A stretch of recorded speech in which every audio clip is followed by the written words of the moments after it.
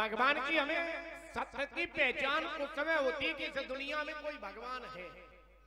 मालूम, कई लोग हमने जीवन में नास्तिक देखे जो भगवान के मंदिरों के सामने निकल जाते हैं, उन्हें कोई मतलब नहीं है। कुछ लोग अगर तुम किसी को प्रणाम करो ना तो प्रणाम करने में भी अपने आप को थोड़ा सा ऐसा महसूस करते हैं, बोले अरे अच्छी बात। भगवान की अगर कथा होती है तो कुछ लोगों की मेंटालिटी और सोच होती है, उन्हें कह अब इन्हें भी हमें 1000-1100 रुपए का सहयोग और देना पड़ेगा। बताओ, एक बात बताओ, जो कथा अगर किसी के मन में धर्म के प्रति अगर भावना जागृत है तो ये समझ लेना कि उसके ऊपर बहुत बड़ी प्रभु की कृपा है। ये भावना तुम्हारे मन में क्यों जागृत नहीं हो पाई?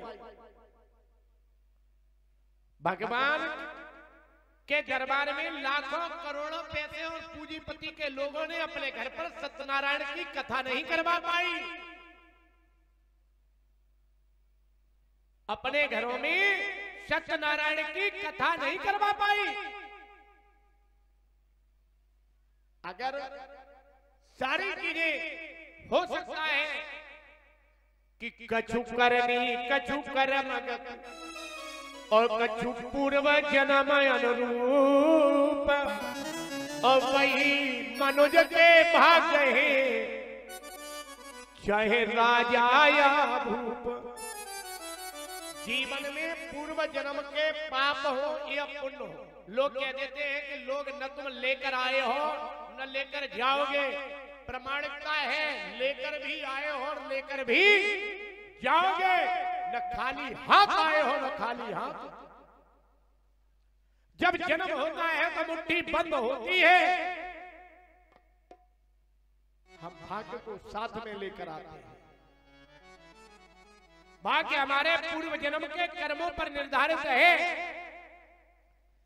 भाग्य हम साथ लेकर आते हैं और कर्म को हम साथ लेकर जाते हैं। जैसा कर्म करोगे वैसा फल देगा, और फल भगवान ये देता है। फल के रूप में रिजल्ट हमें अगले जन्म में भाग्य के रूप में प्राप्त होता है। आपको क्या है, इस जन्म के कर्म आपको अगले जन्म में भाग्य के रूप में उपयोग करना। और हो सकता है उस भाग्य को आप लेकर आए हैं, आपके पास में प्रभु की कृपा से भाग्य का आप अपना खर्च कर रहे हैं, लेकिन इस जन्म के कर्मों को भी उस भाग्य के साथ में जोड़ लो। जो रिजल्ट है आपका 100% का, वो अगले जन्म में भी वही बना रहे। नहीं तो 100 से 90, 90 से 80 लास्ट में आके 0 ही निश्चित है। और मैंने एक बात अभी कहा था कि भगवान का असली महत्व, भगवान दुनिया में है ऐसा हम उस समय एहसास करते हैं जब हम विपत्ति में होते हैं। हमारे जीवन में कोई हमारा अजीज हो ना, जिसको हम बहुत चाहते हैं, जिसको हम बहुत प्यार करते हैं, और जब वह अजीज हमारा किसी हॉस्पिटल में जिंदगी और मौत के चक्कर काट रहा होता है, उस समय हम भगवान की सच्ची प्रार्थना करते हैं। इसमें कतई कोई दो नहीं। भगवान अपना मित्र, अपनी पिता, अपनी माँ, अपना भाई, जहां अपनापन जुड़ा होता है वो विपत्ति में ही याद आता है। जब हम कष्ट में होते हैं, कहीं युद्ध में लड़ाई हो जाए और हम अकेले खड़े हो, उस समय हमें अपने भाई की याद आती है। अगर मेरा भाई मेरा साथ होता तो आज हमें इसकी गालियां नहीं खा रहे होते। किसी बेटे को जब किसी के परिवार का पूरा पिता मां सब कुछ लड़ने के लिए तैयार आ जाए, वो उसका पिता ना हो तो उससे पूछो, उस दिन उसको लगता है कि मेरा भी आज पिता होता तो मुझे चिंता किस बात की थी, फिक्र किस बात की थी। ऐसे ही जब व्यक्ति जिंदगी में, डॉक्टर ये कह देता है अब तो भगवान के ऊपर है, जिसने कभी भगवान को नमस्कार न किया हो, भगवान के उस हॉस्पिटल के प्रार्थना भवन में घुटनों के बल हाथ जोड़े हमने कई लोगों को रोते देखा है। ये कहते हैं बोले प्रभु अब तो डॉक्टर ने भी हाथ खड़े कर दिया, केवल ये कह दिया अब तेरा सहारा है। वो एक सत्य है, भक्त की टेर को हर बार प्रभु छूता है। जीवन में भगवान एक ऐसा दरवाजा है, भगवान एक ऐसा दरवाजा है जो बचपन में हमारा बचपना गुजर जाता है, इसको याद नहीं करते। जवानी में हमें उसकी कोई जरूरत नहीं पड़ी, और जब जवानी में पैदा करके आगे वाली पीढ़ी के लिए हमने तैयार किया पैसा, और जब जिनके लिए तैयार किया उन बेटों ने भी घर से निकाल के बाहर कर दिया। ऐसे इस संसार में लगभग में 70% साधु हैं लोग जो अपने बेटों के निकाले हुए घर से हैं, और भगवान के नाम पर उन्हें कोई तकलीफ नहीं है। बाहर उनका भी प्रभु के नाम का ही सम्मान होता है। अंतोगत्वा भगवान का बहुत सरल है व्यक्ति अंत में भगवान। हमने देखा है बुजुर्गों में जो जब उनसे लोग कोई बात नहीं कर पाते हैं, कोई कुछ नहीं है, तो वो सुबह उठ के बोले क्या कर रहे हैं, बोले भगवान के साथ ध्यान में है। तो सुख में अगर हमें स्मरण कर लिया जाए तो सत्य है हमें दुख नहीं होगा। आज बाबा गोरखनाथ महाराज अगरनाथ से कहने लगे, लाला हमारे पास में जो हमारे संपर्क में आ जाता है उसके दोष खत्म हो जाते हैं, गुण जो है प्रकट हो जाता है।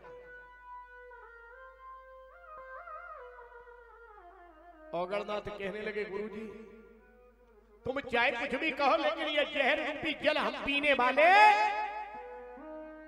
नहीं। बाबा अगरनाथ कहने लगे, गोरखनाथ कहने लगे, इस जल को ना हम पिएंगे ना तुम पियो। बोले फिर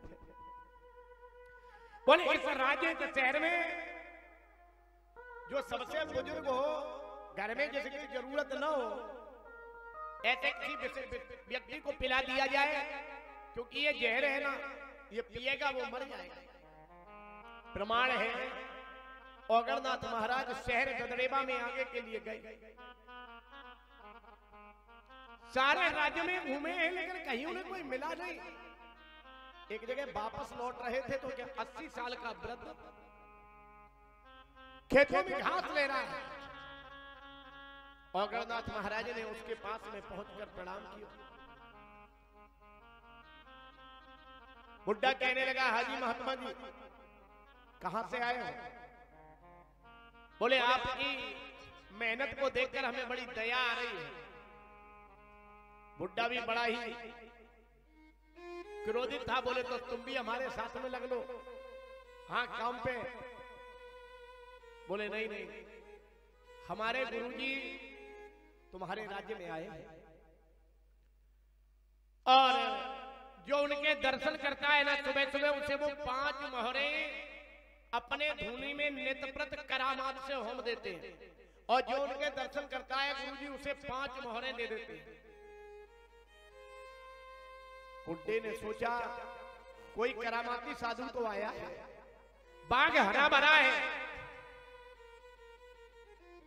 अगरनाथ तब से बोले 5 दिन हो गए कोई गया नहीं है। बुड्ढा बोला 5 दिन हो गए तो 25 मोहरें हो गई, और अगर हमें 25 मोहर मिल जाएंगी तो हमें फिर शहर गदरेबा के राजा के बाद दूसरा नंबर मेरा ही आ जाएगा। घास छीलना तो बंद कर दिया, अगरनाथ के साथ में आगे आगे चलने लगे। 9 लख बाग में आए, गुरुजी उच्च टीले पर विराजमान है। बुड्ढे ने आते ही गोरखनाथ को दंडवत प्रणाम किया है। गोरखनाथ बोले इन्हें जल पिलवा दो। अगरनाथ ने तुम ही उठाई। बुड्ढा बोला ये जल तुम लाए कहां से हो? बोले क्यों? बोले यहाँ कोसों दूर तक तो कोई जल की व्यवस्था ही नहीं है, यहाँ हम रहते हैं, ये राजस्थान है। अगरनाथ बात जल्दी में न समझ पाए, बोले यही जो सरोवर है ना उसी से लाए। बुड्ढा बोला हम समझ गए तुम संतों की चाल। महारानी बाचल के पैर पड़ने से बाज का दोष था, वो जल जहर हो गया था। राजा ने पहरेदार बिठा दिए हैं, उसका कोई जल पीता है वो मर जाता है। और तुम वो जल हमें पिलाना चाहते हो। बुड्ढा जैसे ही बाग से बाहर निकलने को हुआ, औगरनाथ महाराज ने जोर से पकड़ लिया। बोले ये अगर निकल गया तो जल हमें पीना पड़ेगा। दो गुरु भाइयों को मिलाया, जबरदस्ती टूमी को मुंह में लगाया। देखिए एक बात बता दे, गोरखनाथ ने जितनी भी करामात दिखाई है वो बड़ी ही विलक्षण, बहुत ही अलग दिखाई है। गोरखनाथ ने इस भूतल पर नई 5 जातियों का निर्माण किया है।